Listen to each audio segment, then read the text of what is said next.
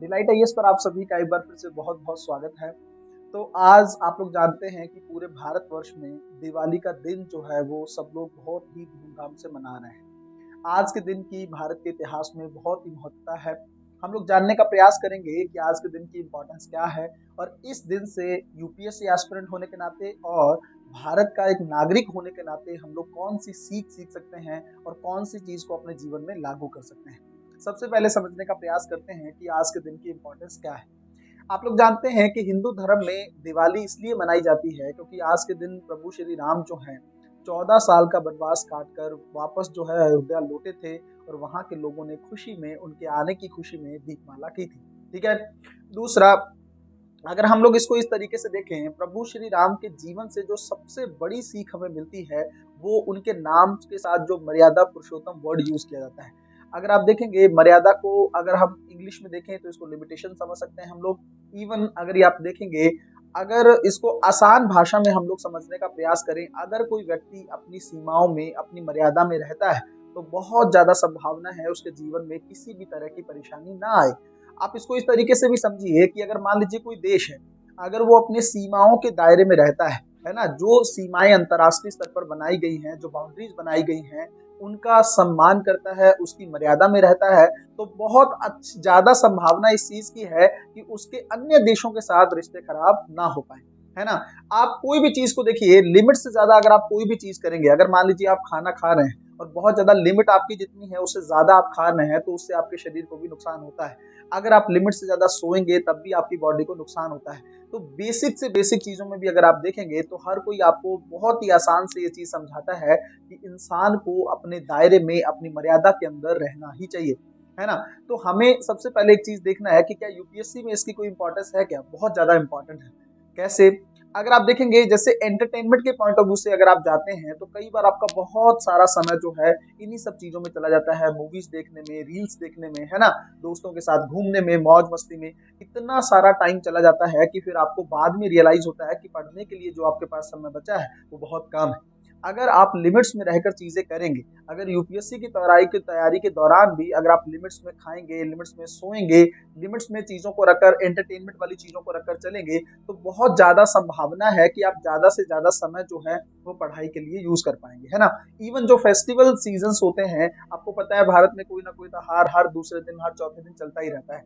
But ये नहीं होना चाहिए कि आप हर त्योहार में इन्वॉल्व हो रहे हैं, क्योंकि अगर आप देखेंगे यूपीएससी एस्पिरेंट होने के नाते जो है आपके पास समय ऑलरेडी बहुत कम होता है ना, और बहुत अच्छा खासा कंपटीशन, क्योंकि आपको पता है कि भारत में यह आईआईटी के बाद जो यह एग्जाम है इसको सबसे मुश्किल एग्जाम माना जाता है। और मेरा मानना है ये आईआईटी से भी एक टफ एग्जाम है, क्योंकि इस एग्जाम में सिलेबस का जो दायरा अगर आप लोग देखेंगे तो उसमें कुछ भी छूटा छोड़ा नहीं गया है। आज के दिन एक और चीज हुई थी सिखों के इतिहास में। गुरु हरगोबिंद सिंह जो सिखों के सिक्स्थ गुरु थे, जिसको आप लोग छठे गुरु बोलते हैं, वो आज के दिन ग्वालियर से लगभग 52 हिंदू राजाओं को आजाद करके अमृतसर पहुंचे थे और इस खुशी में अमृतसर के लोगों ने वहां पर दीप जलाए थे।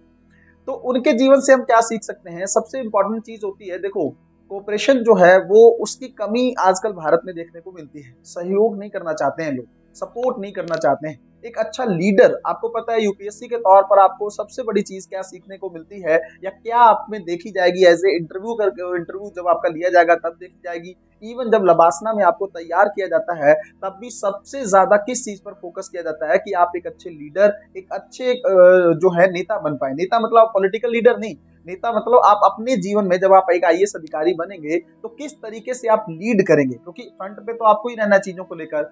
तो उस चीज के संदर्भ में हम ये सीख सकते हैं कि किस तरीके से उनको मौका दिया था, गुरु हरगोबिंद सिंह को यह मौका दिया गया था कि आप अकेले चले जाइए, आपको जाने की इजाजत है, हम आपको छोड़ रहे हैं। बट उन्होंने कहा नहीं, जो यहाँ पर ये 52 हिंदू राजे जो कैद हैं इनको भी अगर आप छोड़ेंगे तभी हम यहाँ से जाएंगे। तो एक अच्छा लीडर वही होता है जो अपने साथियों के बारे में भी सोचे, जो अपने जूनियर्स के बारे में भी सोचे और सभी के बारे में सोचे, सभी को साथ लेकर आगे बढ़े। तो कहीं ना कहीं पे मुझे लगता है कि अगर आज के दिन की रेलिवेंस को हम लोग देखें तो बहुत सारी चीजें हमें सीखने को मिलती हैं, जिसका उपयोग जो है हम यूपीएससी की तैयारी के दौरान भी कर सकते हैं। अपने जीवन में, नॉर्मल जीवन जीने में भी ये सारी चीजें बहुत इंपॉर्टेंट होती हैं। आप सभी को एक बार फिर से दिवाली की बहुत बहुत शुभकामनाएं। मेरी आप लोगों के से यही अपील भी है और ये मेरा आप लोगों के लिए एक प्रार्थना भी है कि आप लोग जल्दी से जल्दी अपने मुकाम को हासिल कर पाए, क्योंकि देखिए जंग चली है, चल रही है। आपको पता है कि एक युद्ध है ये। यूपीएससी अपने आप में कोई छोटा-मोटा एग्ज़ाम नहीं है। ये अपने आप में और ये कई स्तर पर ऐसा युद्ध है जो कई स्तरों पर लड़ा जाता है। एक युद्ध जो आप लोग बाहर कॉम्पिटिटर्स के साथ लड़ रहे होते हैं, एक युद्ध आप अपने परिवार के साथ लड़ रहे होते हैं, एक युद्ध वो होता है जो आपके अंदर चल रहा होता है, जो आप अपने आप से लड़ रहे होते हैं। तो यह मुझे लगता है वो जो बाकी दोनों युद्ध हैं, वो फिर भी लड़े जा सकते हैं। जो आपके अंदर का युद्ध है, वो बहुत इम्पोर्टेंट युद्ध है। आपको अंदर अपनी कमियों पर कंट्रोल करना है, अंदर अपने आप को सेल्फ मोटिवेट करके रखना है जब तक आप लिस्ट में नहीं आ जाते हैं। बहुत सारी चीजें ऐसी होंगी जो आपको पुश करेंगी पीछे की तरफ, क्योंकि देखिए ना, जब तक आप मंजिल की तरफ बढ़ते हैं ना, बहुत सारी चीजें ऐसी आती हैं जो आपको आगे की तरफ पुश नहीं करेंगी, पीछे की तरफ पुश करेंगी। तो आपको जब किसी को पुश पीछे की तरफ किया जा रहा है, हवाओं का दबाव भी अगर पीछे की तरफ है, तब आपको और ज्यादा एफर्ट करने की जरूरत होती है। कभी भी आप देखिएगा, एक नदी में नाव चल रही हो या समुद्र में कोई बेड़ा चल रहा हो, तो आपको पता है अगर हवाओं का विपरीत दबाव होता है, प्रभाव ज्यादा होता है, तो उसको और ज्यादा जो प्रयास करने की जरूरत होती है, और ज्यादा एफर्ट्स करने होते हैं अपनी मंजिल की तरफ आगे बढ़ने के लिए। तो आप लोगों को भी ये चीज देखना है कि अगर आपको बहुत सारी चीजें पुश कर रही हैं, घर की बहुत सारी चीजें पुश कर रही हैं, पर्सनल लाइफ की बहुत सारी चीजें पुश कर रही हैं, तो आपको अपने एफर्ट्स को डबल करने की जरूरत है। आपको अपनी मेहनत को बढ़ाने की जरूरत है, ताकि आप लोग भी जल्दी से जल्दी अपने मुकाम तक पहुंच पाए। मिलते हैं अगली वीडियो में, तब तक अपना ध्यान रखें, अपनी पढ़ाई को बहुत अच्छे तरीके से करते रहें। बहुत बहुत धन्यवाद।